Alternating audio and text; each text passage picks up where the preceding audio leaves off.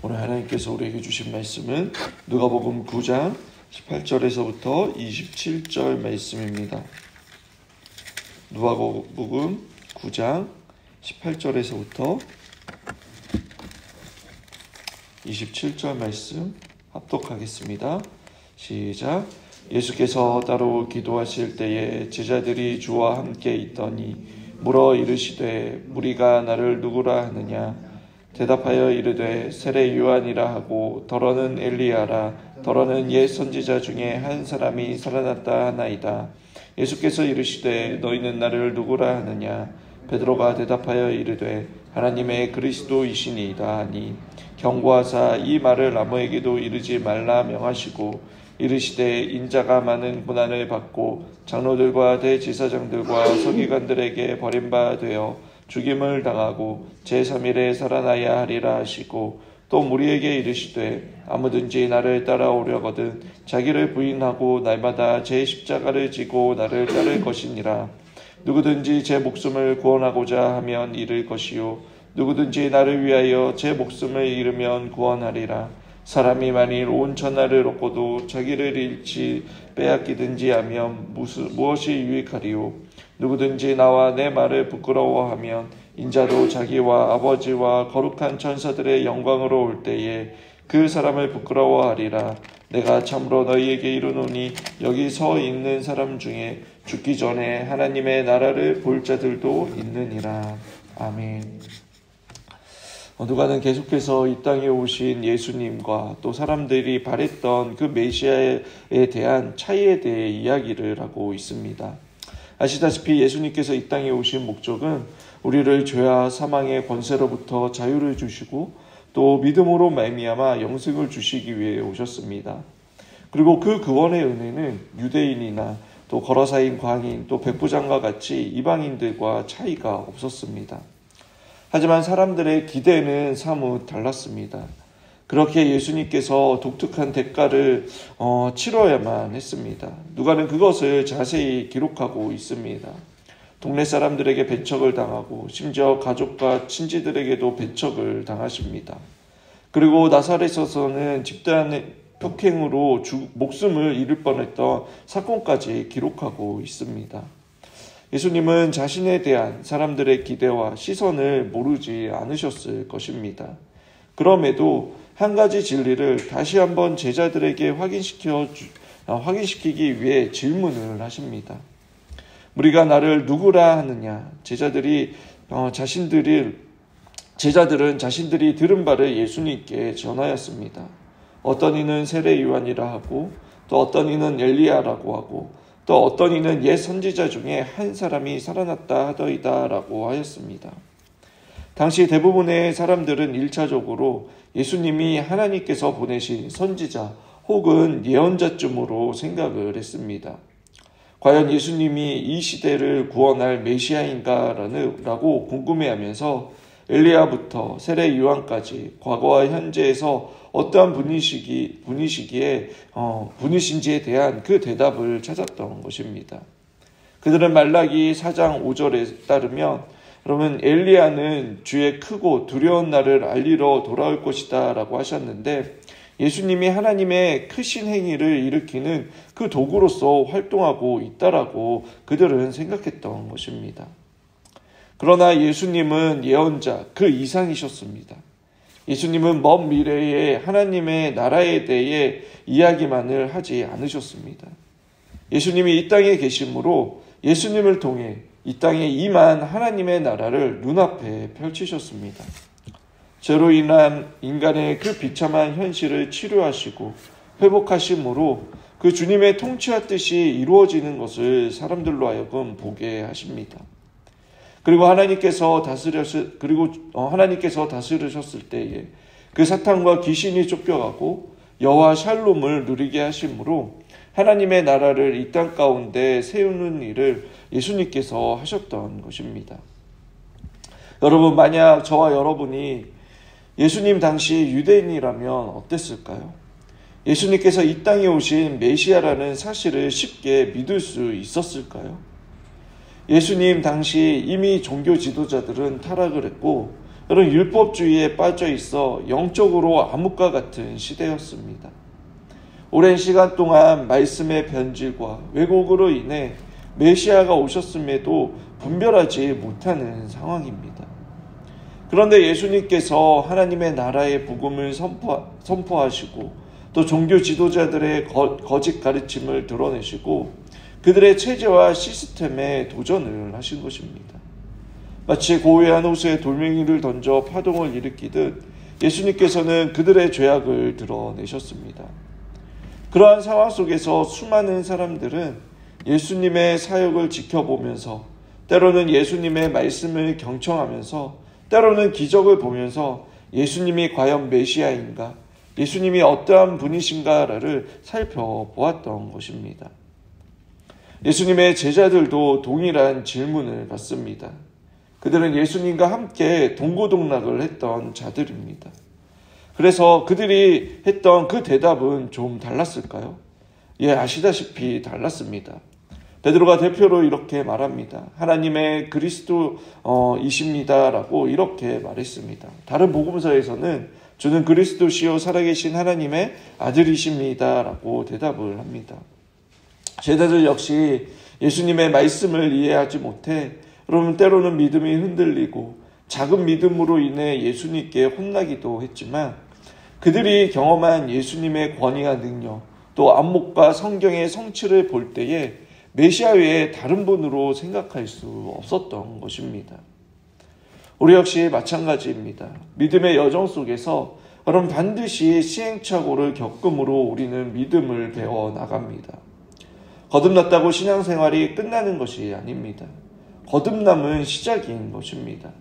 새롭게 하나님의 자녀로 태어난 것입니다. 거듭난 후에 반드시 하나님의 자녀답게 예수 그리스도의 그 제자답게 자라가야 하는 것입니다. 그러나 오늘날 많은 경우 거듭난 후 천국행 티켓을 따는 것으로 만족하고 머물러 하는 그러한 사람들이 있습니다. 그러나 거듭났다라는 것을 여러분 무엇으로 보장할 수 있습니까? 자기 확신입니까? 성경은 그렇게 가르쳐주지 않습니다. 회개에 합당한 열매 또 행함이 있는 그 믿음으로 증명이 된다라고 말합니다. 그리고 그것은 하나님의 사랑과 은혜를 경험했기에 나 또한 하나님을 사랑함으로 증명이 됩니다. 세상의 무엇보다 하나님을 더욱더 사랑합니다. 그래서 하나님을 더욱더 알아가고 싶고 또 하나님의 뜻대로 살아가고 싶습니다. 예수 그리스도의 성품과 삶을 닮아가고자 하는 그 열망이 우리 가운데 일어나는 것입니다. 이 땅에서 완전한 믿음, 완전한 성화는 불가능하지만 여러분 하나님께서 원하시기에 우리는 그것을 추구하며 살아갑니다. 그래서 사도 바울은 구원을 이루라라고 선포하고 있습니다. 여러분 예수님의 제자들을 보십시오. 예수님과 동고동락을 하면서 믿음을 배워나갔습니다. 혈기왕성하여 주님보다 앞서갈 때도 있었고 또 제자들끼리 시기하고 다투고 편을 가르고 그렇게 감정이 앞설 때도 있었습니다. 때로는 오늘 베드로의 대답처럼 칭찬을 받기도 하고 제자들끼리 나아가 예수님처럼 능력을 행하기도 하였습니다. 그런데 예수님께서 붙잡히시자 여러분 뿔뿔이 흩어지고 예수님을 부인하고 저주까지 하는 그러한 실패를 경험하였습니다. 그들 역시 믿음의 여정 속에서 여러분 시행착오를 통해 믿음을 키워나갔던 것입니다. 그것과 마찬가지로 우리 또한 여러분 신앙의 여정 속에서 항상 좋은 일만 있는 것이 아닙니다. 신앙과 현실의 차이에서 갈등하고 여러분 때로는 말씀에 순종하고 때로는 불순종하여 실패함으로 그렇게 믿음을 배워 나가는 것입니다. 22절의 말씀을 보십시오. 인자가 많은 고난을 받고 장로들과 대제사장들과 서기관들에게 버림받아 죽임을 당하고 라고 말씀합니다. 장로들과 대제사장, 서기관이 여러분 구약의 말씀을 바르게 깨닫고 믿었다면 누구보다 메시아로 오신 예수님에 대해 열광을 하고 예수님을 추앙하고 예수님을 영접했을 것입니다. 그러나 여러분들도 아시다시피 그들은 예수님을 시기하였고 그 자신들의 탐욕으로 인해 예수님을 버리고 죽이기까지 하였던 것입니다. 예수님께서는 분명히 말씀하십니다. 23절에 또 무리에게 이르시되 아무든지 나를 따라오려거든 자기를 부인하고 날마다 제 십자가를 지고 나를 따를 것이니라 라고 말씀합니다. 종교 지도자 역시 예수님이 어떠한 분이신지 확인하기 위해 예수님을 따라다니며 예수님의 말씀을 듣고 기적의 현장에 있었습니다. 그러나 믿음이 생기기는커녕 여러분 그들이 원하는 메시아가 아니자 예수님을 시기하고 질투하여 제거의 대상으로 삼은 것입니다. 놀라운 기적의 현장에 있었고 그 기적을 체험하면 믿음이 생길 것 같지만 여러분 그렇지 않았습니다. 기적을 보고 여러분 예수님을 쫓아다닌 사람은 기적만 쫓아다닌 사람이 됩니다. 그리고 그 기적이나 영적인 체험이 더 이상 나타나지 않고 경험하지 못하면 하나님의 존재를 부인하며 믿음을 저버리는 것입니다. 히브리서 6장 4절에 한번 빛을 받고 하늘의 은사를 맛보고 성령에 참여한 바 되고 하나님의 선한 말씀과 내세의 능력을 맛보고도 타락한 자들은 다시 새롭게 하여 회개할 수 없나니 이는 그들이 하나님의 아들을 다시 십자가에 못 박아 드러내고 욕되게 함이라 라고 말씀하고 있습니다. 우리에게 주시는 무서운 경고의 말씀인 것입니다. 과연 나의 믿음이 참된 믿음인지 여러분 돌아보게 하는 말씀입니다. 마치 기적의 현장에 종교 지도자들이 있었고 그들 역시 구약의 말씀을 잘 알았던 것처럼 여러분 교회 안에서 믿음의 형제 자매들과 함께 신앙생활을 함으로 함께 기적과 은사를 경험하고 설교를 통해 딱 지금 나에게 주시는 그 상황에 맞는 말씀으로 우리는 경험할 수 있습니다. 그러나 이 모든 것이 여러분 거듭남의 상태가 아님에도 불구하고 경험할 수 있다라는 것입니다. 그러한 경험으로 인해 참된 믿음과 회개 없이 난 구원받았다라고 생각하며 착각 속에 신앙생활을 할 수 있다라는 것입니다. 그런데 언제 자신의 영적인 이 상태를 직면하게 됩니까? 고난이 찾아올 때입니다. 그런 핍박과 손해를 감수해야 할 때입니다. 나에게 더 이상 도움이 되지 않는다라고 생각할 때입니다. 오늘 주님께서는 나를 따라오려거든 자기를 부인하고 날마다 십자가를 지고 나를 따를 것이니라 라고 말씀하고 있습니다. 여러분 자기를 부인하는 것이 무슨 의미입니까? 성경을 읽는 것이 자기를 부인하는 것일까요? 날마다 새벽 기도에 나오고 매주일 예배하는 것이 또 교회를 봉사하는 것이 여러분 십자가를 지고 주님을 따르는 것일까요? 아닙니다. 우리가 성경을 읽고 기도를 하고 예배를 하고 봉사하는 건 여러분 주님을 사랑하기 때문에 하는 것입니다. 주님을 즐거워하니까 하는 것입니다. 이것이 나를 고통스럽게 하고 여러분 십자가를 지는 것이라고 생각한다면 여러분 그건 기독교가 가르쳐주는 신앙생활이 아닙니다. 종교의 얽매인 그리스도인 것입니다. 물론 교회 중심의 그 신앙생활을 하다 보면 여러분 나의 에너지와 시간과 물질을 들여야 합니다. 힘에 부칠 때도 있습니다. 육체적으로 피곤하고 때로는 정신적으로 번아웃을 경험하기도 합니다. 그렇지만 그렇다 하더라도 그 본질은 여러분 하나님을 사랑하고 하나님께 감사하기에 내게 주신 모든 은혜를 내가 무엇으로 보답할까라는 그 마음으로 행하게 되는 것입니다. 자기 부인은 자신을 버리는 것이 아닙니다. 우리는 버리는 종교가 아니라 여러분 채우는 종교입니다. 하나님의 말씀을 통해 주님의 사랑과 은혜로 채우는 것입니다. 말씀을 통해 신앙의 선조들에게 여러 모양으로 하나님께서 찾아와 주신 그 주님을 만나고 특별히 십자가를 통해 보여주신 그 압도적인 하나님 아버지의 사랑과 예수 그리스도의 은혜를 묵상하고 경험함으로 우리의 마음을 채우는 것입니다. 그리고 주님보다 앞서가는 것이 아니라 세상 끝날까지 나와 함께 하시는 그 하나님의 약속을 붙잡고 하루하루 주님과 교제하며 나에게 주신 것들을 지키고 또 만물 가운데 깃들어 있는 그 하나님의 신성을 발견하며 감사하고 그 일상의 행복을 누리며 최선을 다해 살아가는 것이 바로 우리의 삶 속에서 이루어지는 신앙생활의 모습인 것입니다. 자신을 부인하며 십자가를 지고 주님을 따르는 삶은 여러분, 거창한 삶이 아닙니다. 주님을 사랑하기 때문에 주님의 말씀이 나의 삶의 기준이 되는 삶입니다. 또 말씀을 통해 역사하시는 그 성령의 조명하심을 받아 여러분, 나의 말과 생각과 행동이 주님께서 기뻐하시는 것을 선택하고 주님께서 원하시는 것에 순종하는 것입니다. 내가 그리스도인이니까 착한 사람이 되어야지, 그렇게 착한 사람 컴플렉스에 걸려 생활하지 마십시오. 그럴 에너지로 여러분, 차라리 말씀을 펴서 묵상하고 기도함으로 주님을 알아가는 데 힘쓰시길 바랍니다. 그럼 여러분들이 원하고 바라는 것보다 그럼 훨씬 더 괜찮은 사람들이 되어 있을 것입니다. 왜냐하면 그 시간을 통해 주님께서 저와 여러분들을 만들어 가시기 때문입니다. 예수님께서는 24절에 이렇게 말씀합니다. 누구든지 제 목숨을 구원하고자 하면 잃을 것이요, 누구든지 나를 위하여 제 목숨을 잃으면 구원하시리라. 사람이 만일 온 천하를 얻고도 자기를 잃든지 빼앗기든지 하면 무엇이 유익하리요? 라고 말씀합니다. 주님을 따르는 사람들 역시 예수님처럼 배척당하고 핍박받고 어려움에 당하게 될 것을 전제하고 말씀하고 있습니다.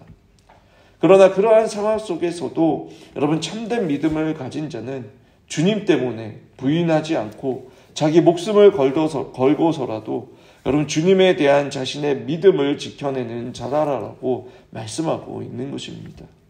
그럼 이것이 어떻게 가능합니까? 자기를 버리고 나를 위해 십자가를 지실 그 주님을 만나면 가능합니다. 주님께서도 18절에 따로 기도하실 때라고 말씀으로 시작을 하고 있습니다.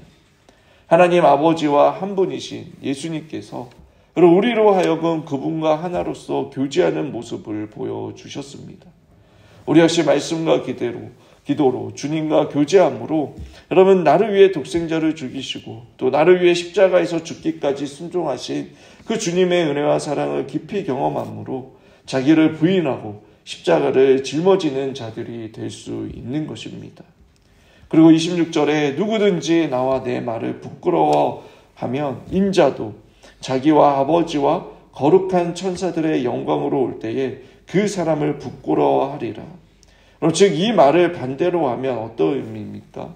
주님과 주님의 말씀을 부끄러워하지 않으면 주님께서 이 땅 가운데 다시 오실 때에 우리를 영광스럽게 맞아주시며 그 주님의 영광에 참여함으로 우리를 높여주신다라는 것입니다. 그리고 27절에 제자들에게 하나님의 나라를 죽은 이후에도 경험하는 것이 아니라 이 땅에서도 볼 수 있는 자가 있다라고 말씀하셨습니다. 제자들은 장차 교회를 통해 하나님의 주권과 통치가 이루어지는 그 하나님의 나라를 경험하였습니다. 우리 역시 동일하게 교회를 통해 하나님의 나라를 경험할 수 있습니다. 여러분들은 하나님의 나라를 보고 경험하는 분들이십니까?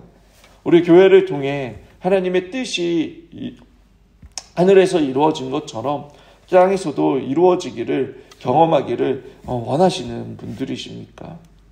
오늘 본문에서 주님께서는 이 베드로의 고백을 통해 영광을 받으시고 참된 주님의 제자의 모습이 무엇인지를 말씀해주고 계십니다. 말씀을 통해 계시해 주시는 그 주님을 매일 알아가며 삼위 하나님을 더 사랑하는 저와 여러분들이 되길 바랍니다. 그래서 종교의 얽매인 그리스도인, 우상을 숭배하는 그런 그리스도인이 아니라 복음이 주는 참된 자유와 기쁨, 또 일상의 만족과 행복을 통해 건강한 신앙생활을 하는 저와 여러분들이 되길 바랍니다. 그래서 우리를 통해 주님의 나라가 확장되며 또 주님의 몸된 교회가 더욱더 건강하게 세워지는 저와 여러분이 되시길 주님의 이름으로 축원합니다.